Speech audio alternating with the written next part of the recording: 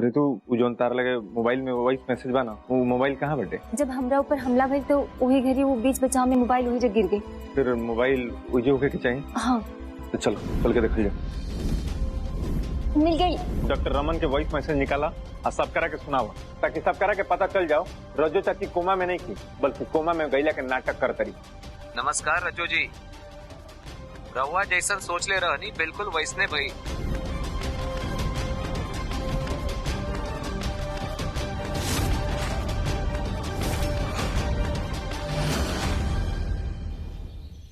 मिथिलेश, अब रज्जू के गुनाह साबित हो गेल बा, तो बतावा अब रज्जू के साथ का करल जाई?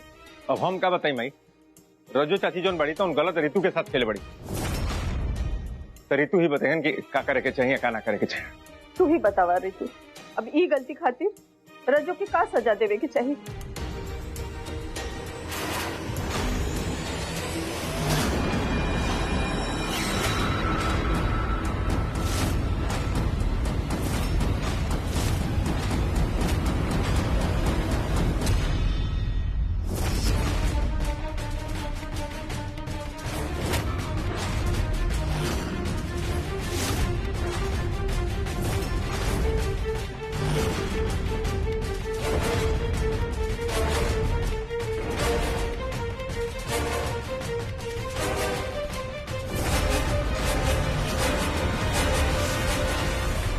रज्जू चाची की साड़ी तो उनकी अलमारी में थी, अब क्या दे तू?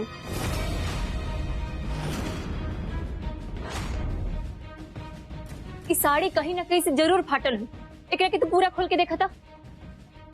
काहे कि यही साड़ी से रज्जू चाची हमरा के सांस रोक के मारे की कोशिश कई, और वही घड़ी खींचा तनी में इस साड़ी के एको हिस्सा फट के हमरा हाथ में आ गई। ये साड़ी पक्का अंदर से फाटल बा, रेवलो के विश्वास नहीं होता। एकरा के फिर से देखिए, खोल के देखिए एकरा के अच्छा से।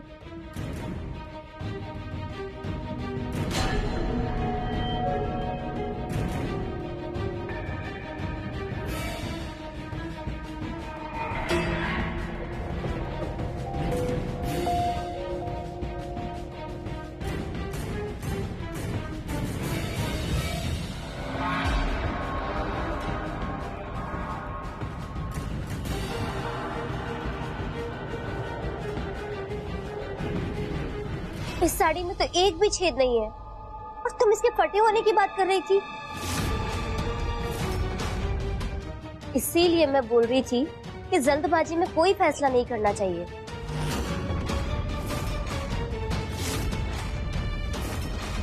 तार बहुत बहुत धन्यवाद संगमित्रा, अगर तू आज ही साड़ी ना खोज ले रहा तो मिथिलेश भैया ऋतु भाभी तो हमारे माई के गलत साबित कर दी थी। अरे ये लोग के तो अपना दावा पे इतना विश्वास रहे कि हम हार मान गई। संगमित्रा, इस साड़ी खोज के तू हमरा पे ही ना बल्कि हमारे माई पे भी बहुत बड़का एहसान कैले बानी। ये लोग के दावा के गलत साबित करके तू सिर्फ हमारे माई पे ना बल्कि हमरा के भी तू बचा ले लू संगमित्रा। थैंक यू, मुझे मत बोलो गुप्पू, मैंने कुछ नहीं किया। भगवान ना तुम्हारे और रज्जू चाची जैसे मासूम लोगों के साथ कभी गलत नहीं होने दे सकते। मैंने कुछ नहीं किया, भगवान ने ही सब कुछ किया है। ना, इन्हें क्या हो सका? अगर ये साड़ी चाची जी के बाद हमरा लगे जो साड़ी बा वो केकर हा, और ये फटल टुकड़ा कहाँ से आई? केकरा साड़ी के बाई? अगर जोगा लोग के हिसाब से हमरा ऊपर हमला करे वाला चाची जी ने के तो के कैलस? बताई हमरा के। रउआ हमारे माई पे गलत इल्जाम लगा के हमारे माई के फंसावे के कोशिश कई नहीं, और जब राउर झूठ पकड़ल गई तो रउआ हमरा से सवाल पूछा था नहीं। बड़की माई तो सेम ऐसे ने सारी रउआ के भी दिले रहनी ना, हो सकेला कि सारी रउआ के ही होके, और रउआ हमारे माई के फंसावे के खातिर रउआ खुद से ही साड़ी के फाड़ लेके होगा। ना गोपाल, ये बिल्कुल झूठ बा। अगर ये बात झूठ बा तो रउआ खुद से साबित करके दिखाई, और अगर अब भी रउआ के विश्वास नहीं किया होत तो रउआ आई और खुद से देख ली साड़ी के कि कहीं फाटल तो नहीं किया। ऐसा ने साड़ी जो बड़की माई रउआ के दिखले रहनी, जाई और उस साड़ी लेके आई और सबके सामने दिखाई और आपन बेगुनाही साबित करी। अरे हम अपने साड़ी के साथ इसे कैसे करब और काहे करब? फिर भी ठीक बा, अगर रेवा लोग के हमर साड़ी देखे के बाना तो हमरा लगे बा साड़ी, हमरा अलमारी में रखल बा उ साड़ी। चली रोवा सभी देख ली। आई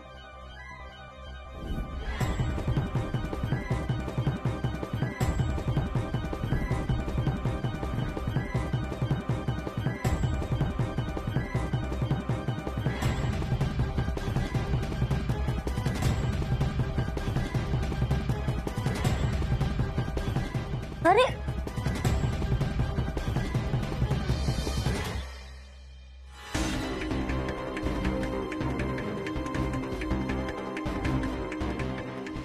का भइल ऋतु भाभी, साड़ी नहीं मिलल? अरे रही तब न मिली। अलमारी से हमर साड़ी गायब बा, इसे कैसे हो सकेला? हमरा के लागत है कि हमरा अलमारी से केहू साड़ी चुरा के और वही साड़ी से हम जान लेवे की कोशिश कैलसी है। वाह, का बात बा ऋतु भाभी। मतलब गलती पकड़ाई से पहले रउआ के को फिर से नया बहाना तैयार रहेला का? लेकिन रउआ भी एक बात सुन ली, राउरी नया कहानी में ना तनिको दम नहीं खे, बुझाइल? भाभी दूसर तो दूसर रउआ अपन गलती के इल्जाम भी दूसरा ऊपर लगा देवे नहीं, कभी तो अपन गलती स्वीकार करी ना भाभी। हाँ, हमरा के भी ऋतु के बर्ताव देख के शक होता। इनके सच में कि हमला वाला बात भइल भी बा या फिर झूठ बोला था नहीं, ताकि दूसरे पे आरोप लगा सके। ऋतु का हो गेल बा तोरा? हाँ, अरे ये सब का करत आड़ू? ऋतु बिना कोनो सबूत, बिना कोनो गवाह के पूरे घर के तू शक के कटघरे में खड़ा कर चुकल बाड़ू। पहले तोहरे ऊपर ई खातिर दया आवत रहे कि तोहरे ऊपर हमला भइल बा, बाकी अब शक होता। तू यह कहत रहलू ना कि तोहरे हिसाब से तोहरे ऊपर कई बार हमला भइल बा, बाकी हमलावर के ई घर में केहू आज तक अपने आंखी से देखलस तक नहीं। बोला तू और कितना झूठ बोलबू तू? हाँ, तू इतना झूठ बोल चुकल बाड़ू कि अगर तोहरे ऊपर सच में भी हमला होई ना तो केहू विश्वास ना करी।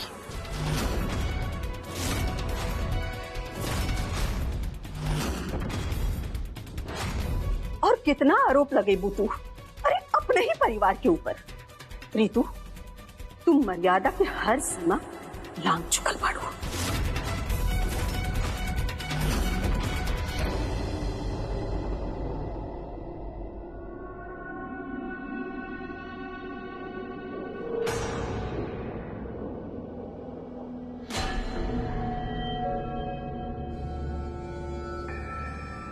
ये साड़ी का फटा हुआ टुकड़ा तो तुम मुझे रात को ही दिखा चुकी थी। अगर मैं चाहती तो तुम्हारे बचाव में बोल सकती थी, पर मैं क्यों करूं तुम्हारा बचाव? आज तक तो तुमने मेरे साथ कुछ अच्छा किया नहीं है, यहाँ तक कि मेरी बेस्ट फ्रेंड मितवा को भी मुझसे अलग कर दिया। अब पता नहीं ऐसा क्या किया कि वो मुझसे ठीक से बात भी नहीं करता। मेरा बेस्ट फ्रेंड मितवा सिर्फ और सिर्फ तुम्हारा पति बनकर रह गया। मेरे दिल में तुम्हारे लिए कोई भी सिंपैथी नहीं बची है, इसलिए मैंने तुम्हारा साथ नहीं दिया।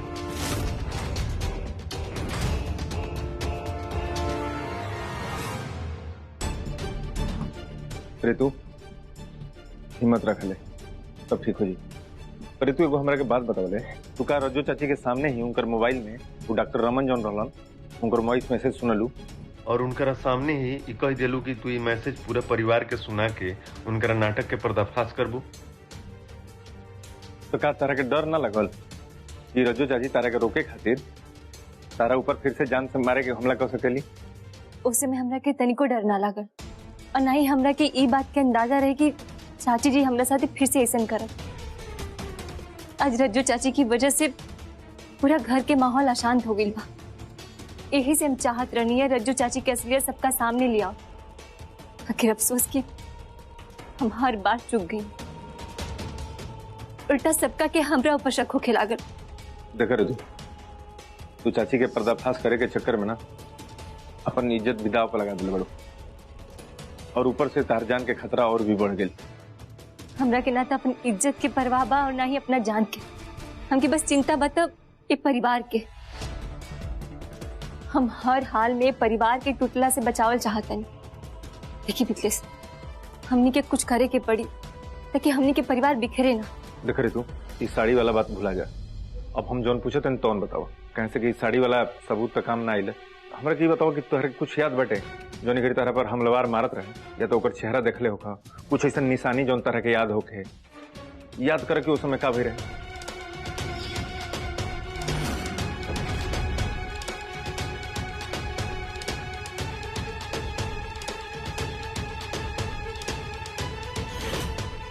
हाँ, वो मोबाइल कल रात हमरा लगे रहे। बाकी जब हमरा ऊपर हमला भइल तो वही घड़ी वो बीच बचाव में मोबाइल वही जगह गिर गई। इस हिसाब से तो फिर मोबाइल उजे होके के चाहिए। हाँ, वही चौकी के चाहिए। ठीक बेटे, तो चलो चल के देख लीजिए। हाँ।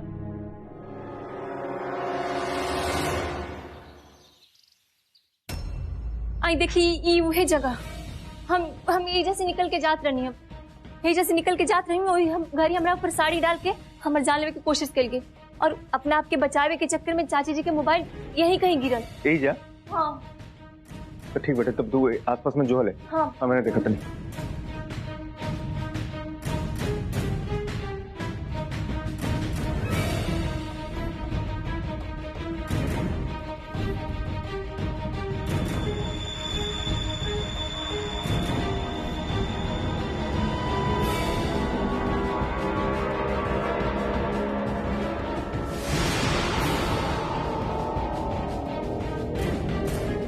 इतना झूठ बोल चुकल बाड़ू कि अगर तोहरे ऊपर सच में भी हमला होई ना तो केहू विश्वास ना कर।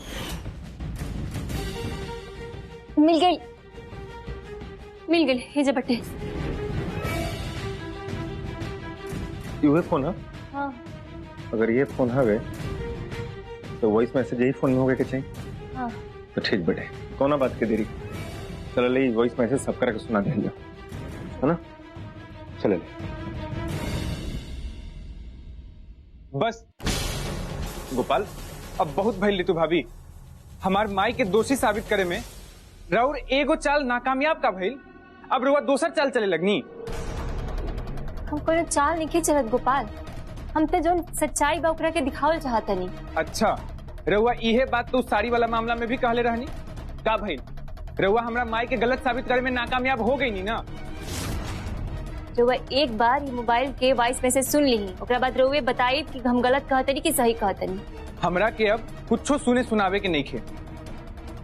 हम पहले ही कह देने रहनी ना कि अगर हमरा माई के अलमारी में उस साड़ी रही तो हम माई के खिलाफ कुछ हो बर्दाश्त नहीं करब।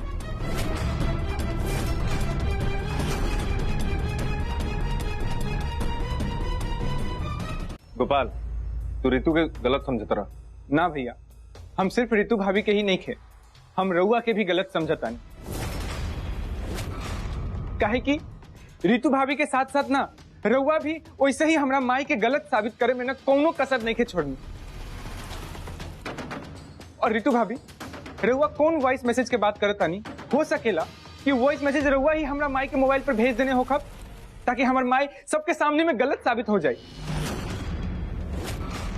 काहे कि अब हमरा रउआ दुन्नू पे तनिको भरोसा नहीं खे, तनिको ना।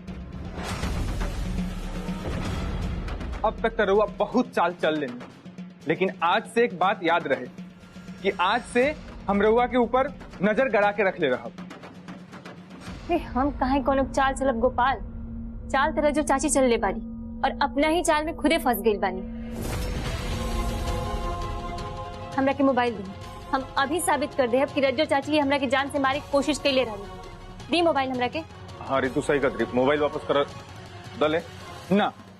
हमरा अब रउआ दोनों पे तनिको भरोसा नहीं खे, हम माई के मोबाइल रउआ दोनों को वापस ना दे। अगर रुआ के विश्वास बा कि चाची जी निर्दोष बानी तो वो मोबाइल कहे नहीं दे। हाँ गोपाल, का तू पहले ही से ईमान चुकल बड़का कि तार माई दोषी बड़ी? बोला ले। नहीं, हम नहीं खे मन ले। देखा मानत ना, तब फोन वापस करा। दले अरे ये हमार माई के मोबाइल बा, तो रउआ लोग मोबाइल के पीछे काहे पड़ल बानी? ठीक काहे कि यही मोबाइल में वो सबूत बा। काहे हमरा माई के मोबाइल में ऐसा कौन सबूत पड़ल बाड़े? ऐसा सबूत जेकरा के सुन के रउआ विश्वास ना करब, और वो सबूत के बाद ना कौनो सबूत की जरूरत ना पड़ी, और वह तुरंत मान जाए कि दोषी रज्जो चाची ही बानी, और साथ ही साथ रुआ की इहो पता चल जाए कि रज्जो चाची ई काम के कितना चालाकी से अंजाम देले बानी।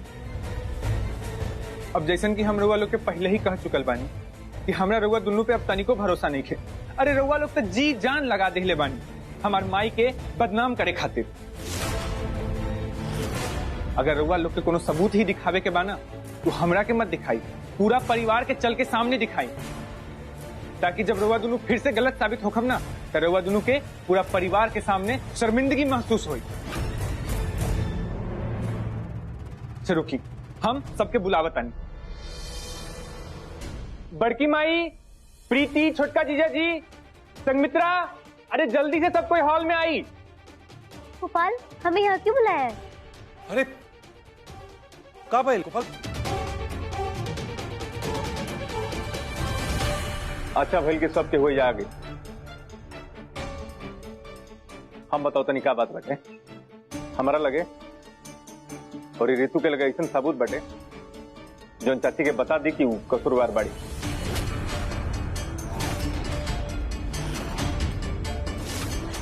और ये सबूत साबित कर दी कि रज्जो चाची कोमा में नहीं थी, कोमा में खाली गैला के नाटक करत रही। ऋतु, मोबाइल में का सबूत बा बताओ सबके। अरे रुको रुको 1 मिनट, ये मोबाइल तो रज्जो चाची का है, फिर ये ऋतु के पास क्यों था? काहे कि सबूत ए मोबाइल में ही बा। सबूत? कैसा सबूत? डॉक्टर रमन जन वॉइस मैसेज चाची जी के भेजले रहलन वो यही मोबाइल में बा।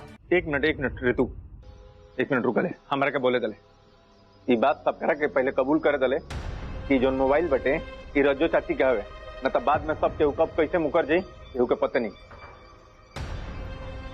आप लोग अच्छा से देख लें कि मोबाइल केकर हवे वगैरह वगैरह, जौन भी चेक करे के भाई, न तो बाद में तुम लोग कहबे कि मोबाइल रज्जो चाची के ना है। हाँ, ये मोबाइल हमार माई के ही बा।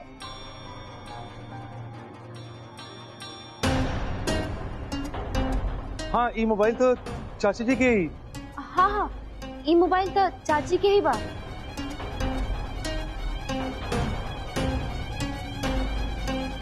हाँ, रज्जो चाची का ही है।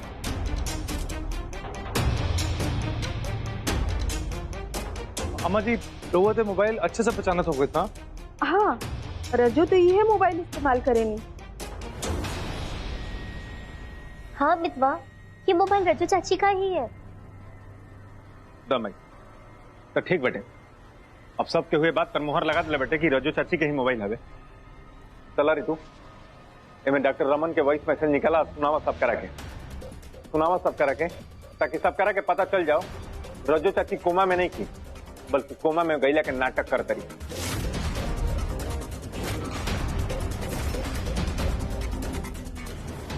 नमस्ते गोपाल, तारा माई के पूरा जांच कइल बाद हमरे के उनके हालत के बारे में अच्छे से पता चलल। हमरा के बहुत भारी मन से बतावे के पड़े था कि तहरे माई की हालत बहुत गंभीर बा। रज्जो जी एकदम डीप कोमा में चल गई बाड़ी। उनके होश में आवे के कितना समय लगी ये बारे में अभी कुछ भी कहल नहीं खे जा सकल। रज्जो जी ना ही कुछ देख सकेनी, ना सुन सकेनी, ना ही कुछ महसूस कर सकेनी। समझा उनका हालत एकदम जिंदा लाश के बराबर बा। हम जौन दवाई लिख के देले बानी वो दवाई के समय समय पे खियावल करा। एक बात और, तो रज्जो जी के बेटा बाड़ा, तहार कर्तव्य बा कि तू अपने माई के दिन रात अच्छे से ख्याल रखा। हम यही से ई मैसेज तहरा खातिर भेजता नहीं। हमरा के उम्मीद बा कि रज्जो जी जल्दी ही ठीक हो जाई।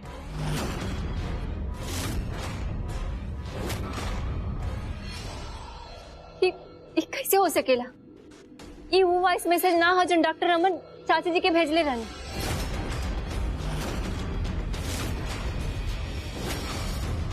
हम एक बार फिर से चेक करते हैं। ठीक से चेक करो। हाँ,